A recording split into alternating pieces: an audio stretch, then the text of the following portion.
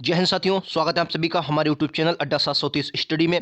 तो दोस्तों, यूपी लेखपाल और यूपी कांस्टेबल 2022 एग्जाम के लिए एक बेहतरीन मॉडल पेपर जीके जीएस का लेकर फिर से हाजिर हैं। ये वो प्रश्न है जो आपके एग्जाम में 110% आपको देखने को मिलेंगे। तो चलिए दोस्तों, बिना देरी के शुरुआत करते हैं। आज का पहला प्रश्न आपकी स्क्रीन पर ये रहा। बताना है राइट आंसर क्या होगा। हमने इसमें हर प्रकार हिस्ट्री, पॉलिटी, ज्योग्राफी, स्ट्रैटेजी के, फिजिक्स, हर प्रकार के क्वेश्चन रखे हैं जैसा कि आपके सिलेबस के अनुसार क्वेश्चन को हमने सेट किया है। पहला प्रश्न आपकी स्क्रीन पर कह रहा है, फलों को कृत्रिम रूप से पकाने के लिए कौन सी प्रयुक्त होती है, कौन सी गैस प्रयुक्त की जाती है? Ethane, methane, acetylene, propane. क्या होगा राइट आंसर? ये क्वेश्चन आपको बहुत अच्छे से पता होगा। इस क्वेश्चन का राइट आंसर विकल्प उत्तर सी होने वाला है। जी हाँ, एसिटिलीन होता है। एसिटिलीन जो होता है ये सर कृत्रिम रूप से फलों को पकाने के लिए प्रयुक्त की जाती है गैस। याद रखेंगे, हम लोग 21 नंबर से स्टार्ट किया है और 40 क्वेश्चन तक जाएंगे, यानी कि हम लोग 20 प्रश्न करने वाले हैं। और 20 में से क्या आपका स्कोर रहता है आप लोग कमेंट बॉक्स में हमें जरूर बताएंगे, ठीक है। चलिए अगले प्रश्न पर चलते हैं। अगला प्रश्न आपकी स्क्रीन पर ये रहा। क्वेश्चन कह रहा है कि भारतीय संविधान के अनुसार संविधान संशोधन विधेयक संसद के किसी भी सदन में पारित होता है। किस सदन में पारित होता है? उच्च सदन, निम्न सदन, दोनों, ऊपरी और निचले सदन अलग अलग से, या साथ में, एक साथ में? ये आपको बताना है। देखिए, संविधान संशोधन की प्रक्रिया अनुच्छेद 368 में साउथ अफ्रीका से ली गई है, ठीक है। जो इसके अनुसार हमें ये याद रखना है, ये दोनों ऊपरी और निचली सदन में कहाँ से सर?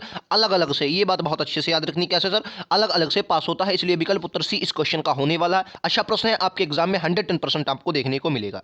चलिए अगले प्रश्न पर चलते हैं। एक मिनट एक मिनट एक मिनट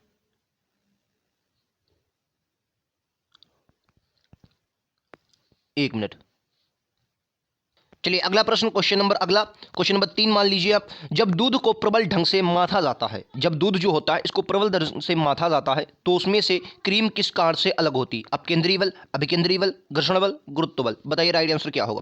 तो इस क्वेश्चन का राइट आंसर विकल्प उत्तर ए होने वाला है। कौन सा सर? अपकेंद्रीय बल। सर क्या सा? अपकेंद्रीय बल कार्य करता है, आप लोगों को याद रखना है। अच्छा प्रश्न है, आपके एग्जाम में पूछ लिया जाएगा। अगले प्रश्न पर चलते हैं। अगला प्रश्न आपकी स्क्रीन पर यह रहा। तेरा जल्लीकट्टू नामक जो त्योहार है ये किस राज्य में मनाया जाता है? रिपीटेड प्रश्न है, हर एग्जाम में लगभग पूछा जाता है। जल्लीकट्टू कहाँ सर? तेलंगाना, तमिलनाडु, आंध्र प्रदेश या कर्नाटक? राइट आंसर इस क्वेश्चन का विकल्प उत्तर भी होगा तमिलनाडु में। जल्लीकट्टू जो है ये तमिलनाडु का त्यौहार है, आप लोगों को याद रखना। अच्छा प्रश्न है, आपके एग्जाम में ये भी प्रश्न 110% आपको देखने को मिलेगा, ठीक है। चलिए अगले प्रश्न पर चलते हैं। अगला प्रश्न आपकी स्क्रीन पर ये रहा। बताइए क्या होगा राइट आंसर। कह रहा है, निम्नलिखित में से किस उपनिषद में वसुधैव कुटुंबकम शब्द का उल्लेख किया जाता है? केनोपनिषद, महा उपनिषद, छडोंग उपनिषद या बृहत्त्राणायन उपनिषद? अच्छा प्रश्न है, 110% किसी ना किसी एग्जाम में आपको देखने को मिलता है ये प्रश्न, ठीक है। बताइए वसुधैव कुटुंबकम का शब्द का उल्लेख कहाँ है? बताइए राइट आंसर इस क्वेश्चन का विकल्प उत्तर बी होगा। कौन सा सर? महा उपनिषद में। कहाँ सर? महा उपनिषद। विकल्प उत्तर बी इस क्वेश्चन का बिल्कुल करेक्ट है। महा उपनिषद में वसुधैव कुटुंबकम शब्द का प्रयोग किया गया है, याद रखेंगे। अगले प्रश्न पर चलते हैं। अगला प्रश्न आपकी स्क्रीन पर ये रहा। मेरा भारत की सबसे लंबी अंतर्राष्ट्रीय सीमा किस देश के साथ मिलती है? देखिए, तो इसका राइट आंसर मैं आपको बता देता हूं, बांग्लादेश से। बांग्लादेश से 4096 आपकी सीमा साझा करता है, ठीक है। किलोमीटर सीमा साझा करता है कौन? हमारा भारत। अच्छा, अगर बांग्लादेश से राज्य की बात करें तो सबसे ज़्यादा कौन सा राज्य सीमा साझा करता है? तो वेस्ट बंगाल। वेस्ट बंगाल जो है ये सबसे ज़्यादा सीमा साझा करता है किसके साथ? बांग्लादेश के साथ। ये भी बात आपको याद रखनी है, ठीक है। त्रिपुरा 3 तरफ से घिरा हुआ है, ठीक है। चलिए अगले प्रश्न पर चलते हैं। अगला प्रश्न आपकी स्क्रीन पर ये रहा और बेहतरीन प्रश्न है, 110% आपको एग्जाम में ये क्वेश्चन देखने को मिलेगा। इंपॉर्टेंट की मोहर इस पर लगाएंगे आप। लोकसभा समिति अपनी रिपोर्ट किसे सौंपती है? पिछले हमने वीडियो में करवाया था ये क्वेश्चन, उसमें मैंने बताया था कि लोकसभा में समिति में कितने सदस्य होते हैं। चलिए फिर से मैं बता देता हूं। लोक लेखा जो समिति होती है इसमें आपके कितने, तो आपको याद रखना 22 सदस्य होते हैं। 22 सदस्य होते हैं लोकसभा समिति में, ठीक है। इसमें से कितने? 15 लोकसभा से और सर 7 राज्यसभा से, ठीक है। याद रखेंगे 22 सदस्यों में से 15 लोकसभा और 7 राज्यसभा से आते हैं, ये बात याद रखनी है। और ये जो होती है ये अपनी रिपोर्ट लोकसभा अध्यक्ष को सौंपती है, ठीक है। लोकसभा अध्यक्ष को अपनी रिपोर्ट सौंपता है, याद रखेंगे। विकल्प उत्तर ए इस क्वेश्चन का बिल्कुल करेक्ट आंसर होने वाला है। अगले प्रश्न पर चलते हैं। अगला प्रश्न आपकी स्क्रीन पर ये रहा। कह रहा कोई विधेयक धन विधेयक है या नहीं, इसका निर्णय कौन करता? अच्छा प्रश्न है। देखिए, धन विधेयक जो होता है इसमें पूरा का पूरा पावर किसके पास होती है सर? लोकसभा के पास। किसके पास सर? लोकसभा के पास पूरी की पूरी पावर होती है, आपको याद रखना है धन विधेयक के मामले में। अच्छा, लोकसभा अध्यक्ष जो होता है, विकल्प उत्तर सी होगा। लोकसभा अध्यक्ष क्या करता है? ये जांच करता है कि कोई भी धन विधेयक है या नहीं। इस पर राष्ट्रपति की पूर्ण अनुमति होती है, पहले से मतलब अनुमति होती है। राज्यसभा में 14 दिन के लिए विधेयक जाता है राज्यसभा में, लेकिन इस पर कोई भी मान्य राज्यसभा का कोई भी मतलब इंपॉर्टेंट नहीं है, ठीक है। अगले प्रश्न पर, अगला प्रश्न आपकी स्क्रीन पर ये रहा, भारत छोड़ो आंदोलन का नारा किसने दिया? और ये 110% इसमें गलत करने वाला क्वेश्चन है, आप लोग गलत कर देंगे। भारत छोड़ो का नारा किसने दिया था, ठीक है। अच्छा, अब बहुत से लोग इसमें महात्मा गांधी लगाएंगे, मैं गलत कर देता हूं, महात्मा गांधी जी इसमें नहीं है, इस क्वेश्चन का आंसर महात्मा गांधी नहीं है। भारत छोड़ो आंदोलन तो महात्मा गांधी संबंधित थे इससे, लेकिन इसका नारा अरुणा आसफ अली ने दिया था। किसने? अरुणा आसफ अली, विकल्प उत्तर बी होगा। अरुणा आसफ अली ने क्या किया था? भारत छोड़ो का क्विट इंडिया जो था का इंडिया का नारा दिया था, आपको याद रखना है, भारत छोड़ो का नारा दिया था, ठीक है। अरुणा आसफ अली, विकल्प उत्तर भी इस क्वेश्चन का होगा, याद रखेंगे। अगले प्रश्न पर चलते हैं। अगला प्रश्न आपकी स्क्रीन पर ये रहा, राइट आंसर क्या होगा? लाइफ डिवाइन पुस्तक के लेखक कौन है, ठीक है। लाइफ डिवाइन पुस्तक के लेखक कौन है? अरविंद घोष, महात्मा गांधी, रविन्द्रनाथ टैगोर, राधा कृष्ण। तो याद रखेंगे सर, अरविंद घोष इसका राइट आंसर होगा, विकल्प उत्तर है। लाइफ डिवाइन अरविंद घोष की है, ठीक है। अच्छा, लाइफ डिवाइन किसकी है? अरविंद घोष की है, याद रखेंगे, अच्छा प्रश्न है, ठीक है। चलिए अगले प्रश्न पर चलते हैं। आपकी स्क्रीन पर ये रहा अगला प्रश्न। अगर आपसे पूछ दे कि डिवाइन लाइफ किसकी है तो क्या बताएंगे? शिवानंद। शिवानंद की कौन सी है? Divine life. Life divine Aurobindo Ghosh, लेकिन डिवाइन लाइफ पूछ दे तो शिवानंद, ठीक है। अगला, भारतीय व्यवस्था कैसी है?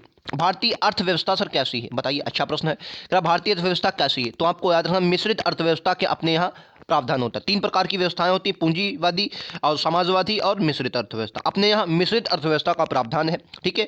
चलिए अगले प्रश्न पर चलते हैं। अगला प्रश्न आपकी स्क्रीन पर ये रहा, राइट आंसर क्या होगा? मिश्रित अर्थव्यवस्था का क्या अभिप्राय है? अच्छा प्रश्न है ये भी। मिश्रित अर्थव्यवस्था जो है भारत में, इसका अभिप्राय क्या है?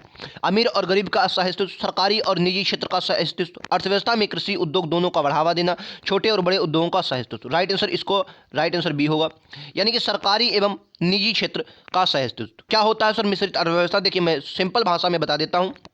इसमें कुछ चीज़ें जो बनाई, मतलब कोई कंपनी ए है, इसने ए ने कोई प्रोडक्ट बनाया, अगर वो जैसे नमक बनाता है तो नमक पर प्राइस जो है वो तय करेगी सरकार। अगर मान लिया एक कार बनाती है तो कार पर अपने ये खुद के प्राइस तय करती है, ठीक है। इस प्रकार का आपको याद रखना है। चलिए अगले प्रश्न पर चलते हैं। अगला प्रश्न आपकी स्क्रीन पर ये रहा, राइट आंसर क्वेश्चन नंबर क्या होगा? क्वेश्चन नंबर कह रहा है कि आंध्र प्रदेश की राजधानी कहाँ है? देखिए मैं आपको बता देता हूँ आंध्र प्रदेश के बारे में।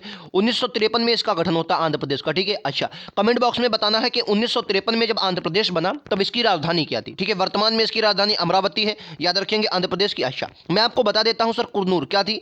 कुरनूर राजधानी थी, याद रखेंगे। कई बार, एक बार नहीं, एग्जाम में 10 बार आपको देखने को मिली है कुरनूर। कब सर? 1953 में जब आंध्र प्रदेश बना तब इसकी राजधानी कुरनूर थी, याद रखेंगे, ठीक है। अच्छा प्रश्न है, आपको याद रखना। अभी हाल ही की करंट की न्यूज़ है, आंध्र प्रदेश में जो 13 जिले हैं, ठीक है, कितने जिले हैं? 13 जिले हैं, और वर्तमान में 13 जिले और बनाने की इसने बात की है, प्रावधान रखा है आंध्र प्रदेश ने। करंट का क्वेश्चन है। एक और करंट का देखते हैं क्वेश्चन। सबसे ज़्यादा जो वन रिपोर्ट आई है, 17वीं वन रिपोर्ट 2021 में अभी आई है, इसमें इसके द्वारा पता चला है कि सबसे ज़्यादा अगर वृद्धि हुई है तो आंध्र प्रदेश में ही वनों की वृद्धि हुई। तो 2 ये करंट के क्वेश्चन मैंने आपको बताया, याद रखना आंध्र प्रदेश से रिलेटेड, ठीक है। अगले प्रश्न पर चलते हैं। अगला प्रश्न आपकी स्क्रीन पर यह रहा, अमजद अली खान निम्नलिखित में से किस संगीतवाद्य से संबंधित है? ये प्रश्न आपके एग्जाम में एक बार नहीं 10 बार आया है। अमजद अली खान लगभग आपके एग्जाम में पूछे जाते हैं। राइट आंसर विकल्प उत्तर सी होगा, सरोद से संबंधित। किससे सर? सरोद से ये संबंधित है, याद रखेंगे, अच्छा प्रश्न है। अमजद अली खान किससे? सरोद से। चलिए नेक्स्ट क्वेश्चन पर चलते हैं। अगला प्रश्न आपकी स्क्रीन पर ये रहा, भारत की फिल्म और टेलीविजन संस्था कहाँ स्थित है? अच्छा प्रश्न है, भारत की फिल्म और टेलीविजन संस्था कहाँ स्थित है? बोलेंगे भाई साहब, याद रखना है, भारत की फिल्म और टेलीविजन जो संस्था है ये आपकी पुणे में स्थित है। कहाँ सर? पुणे में, विकल्प उत्तर डी इस क्वेश्चन का राइट आंसर होगा। अच्छा प्रश्न, शानदार प्रश्न, बहुत इंपॉर्टेंट प्रश्न है, ठीक है। चलिए एक और प्रश्न देखते हैं। आपकी स्क्रीन पर ये रहा, बताना है पोटेशियम की खोज किसने की थी? अच्छा प्रश्न है सर, पोटेशियम की खोज किसने की थी? सर कितने? 20 प्रश्न है, 20 में से क्या आपका स्कोर रहता है आप हमें कमेंट बॉक्स में जरूर बताएंगे। और ऐसे ही लगातार मॉडल पेपर के लिए आप हमारे चैनल को सब्सक्राइब कर लेंगे। लगातार मॉडल पेपर एक से एक बेहतरीन से एक प्रश्न लेकर आता हूं जो आपके एग्जाम में सर 110% आपको देखने को मिलेंगे, ठीक है। चलिए तो जीके जीएस का बेहतरीन प्रश्न होते हैं, आप हमारे साथ जरूर जुड़े। राइट आंसर हम्पी डेवी होगा। हम्पी डेवी ने सर पोटेशियम की खोज की थी। पोटेशियम का परमाणु क्रमांक कितना होता है आप लोग कमेंट बॉक्स में हमें जरूर बताएंगे, ठीक है। और अणुसूत्र भी बताना है।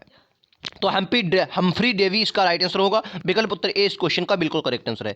अगले प्रश्न पर चलते हैं। कह रहा इलेक्ट्रॉनिक बल्ब के निर्माण में किस कांच का उपयोग किया जाता है? और छपने वाला प्रश्न है, आरओ के एग्जाम में ये क्वेश्चन पूछा गया था, ठीक है। इलेक्ट्रॉनिक निर्माण में किस कांच का उपयोग किया जाता है? क्राउन कांच, पायरेक्स कांच, फ्लिंट कांच या फाइबर कांच? राइट आंसर विकल्प उत्तर सी होगा। क्या है सर? सी इस क्वेश्चन का राइट आंसर है सर। फ्लिंट कांच का निर्माण होता है, याद रखेंगे, फ्लिंट कांच का निर्माण होता है। विकल्प उत्तर सी इस क्वेश्चन का राइट आंसर है, इलेक्ट्रॉनिक बल्ब के निर्माण में। नेक्स्ट प्रश्न पर चलते हैं। अगला प्रश्न आपकी स्क्रीन पर ये रहा, पेंसिलिन की खोज किसने की थी? बोलेंगे सर पेंसिलिन की खोज किसने की थी?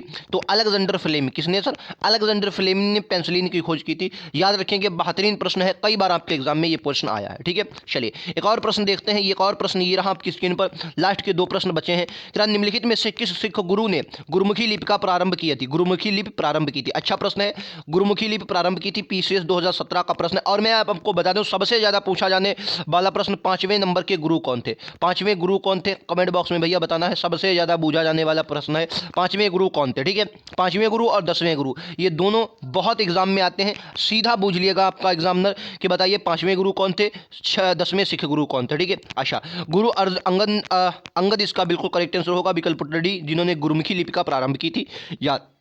याद रखेंगे, गुरु अंगद। ठीक है, चलिए एक और प्रश्न देखते हैं। आपकी स्क्रीन पर ये रहा, स्टैटिक का बहुत बेहतरीन क्वेश्चन है कि लोक चित्रकला की मधुबनी शैली भारत के किस राज्य में प्रचलित है? पश्चिम बंगाल, मध्य प्रदेश, बिहार या उत्तर प्रदेश? राइट आंसर इस क्वेश्चन का बिहार होगा। बिहार में जो है ये लोक कला की मधुबनी शैली प्रचलित है, याद रखेंगे। ठीक है सर, क्या है? लोकसभा की मधुबनी शैली कहाँ सर? बिहार में प्रचलित है। सी इसका बिल्कुल करेक्ट आंसर होगा। तो क्या होता है आपका 20 में से स्कोर, हमें कमेंट बॉक्स में ज़रूर बताएंगे। और लगातार, और हाँ, फतेह बैच मैंने स्टार्ट किया है, उसमें आप ज़रूर बने। डेली उसकी 9 बजे क्लासेज होती हैं फतेह बैच की। ठीक है, डेली 9 बजे, और ये क्लास आपकी डेली 2 बजे। कितने बजे सर? 2 बजे होगी ये क्लास आपकी डेली। मैं आपको बता देता हूँ, डेली 2 बजे ये क्लास होगी। और जो आपकी फतेह बैच वाली क्लासेज हैं वो 9 बजे होंगी, उसमें आप ज़रूर आइए। बेहतरीन क्लासेज वो भी होती हैं। तो मिलते हैं अगले वीडियोज़ में, आज के लिए इतना ही। Thank you.